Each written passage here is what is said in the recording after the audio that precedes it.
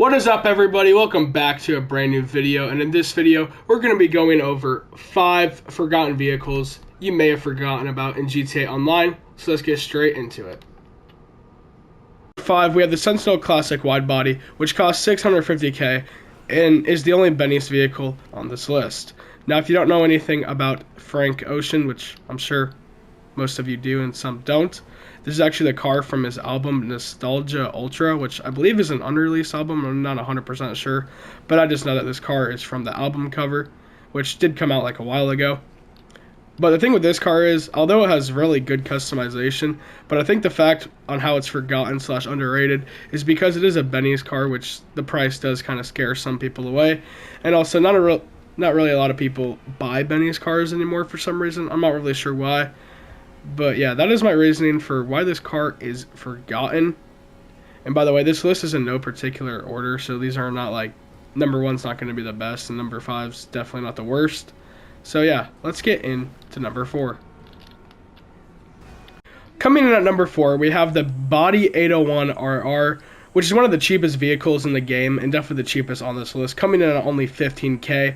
I know you're probably thinking, well, it must suck, right, if it's that cheap?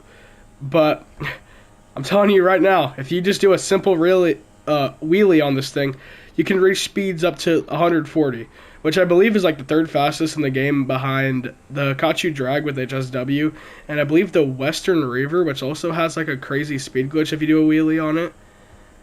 I might be wrong. It's one of the Western bikes though. But although this thing doesn't have a ton of customization, it's probably like the best budget car in the game, like maybe besides like the Duco Death, just because that's free. But other than that, like, I'm sure this thing can easily beat some time trials though.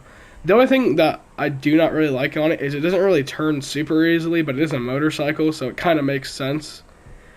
But I honestly think that you should have this just if you're a fan of Sprunk in the game. But yeah, anyways, that's my reasoning for why the Body 801 RR is forgotten in GTA Online. Let's get into number 3. Coming in at number 3, we have the Lampadi Carista or Carista, depending on however you want to pronounce it. And this car goes for $1,795k. And just like many other vehicles in GTA Online, it used to be one of the fastest, going 131 miles per hour. But I think the reason why it's forgotten is it's just been outclassed by nearly like every car in the game that comes out nowadays with HSW, and it is being fast like stock. But I do think that's a really big reason on why there's so many underrated / forgotten cars in the game. But yeah, anyways, so this car does have just okay customization. The handling on it isn't super great, but I actually did get this car for free at the casino like over a year ago, so I'm not really complaining about anything too much. But customization's okay, and speed is decent. I mean, 131 miles per hour is pretty good just for a non-HSW car. But anyways, that is why I believe it is forgotten, because it's just been outclassed by everything in the game. Let's get into number 2. Coming in at number 2, we have the Pfister 811, which is a removed vehicle, and it does go for $1,135,000, which is actually one of the most expensive vehicles on this list besides the Carista or Carista. But anyways, the 811 used to be one of the fastest cars in the game, going 132 miles per hour, and it still obviously does that today, but, you know, just HSW. Same thing with the Carista, you know, just outclassed, outshined, whatever you want to call it. And one complaint I do actually have with this vehicle is the customization. Like, we have done a customization battle on this, and I was expecting it to have like a ton of customization, especially for the price. But it actually has nothing. It doesn't even have like liveries or anything, and I do not like the back of it at all with like this, like the ugly spoiler and like the ugly back. I just don't like it.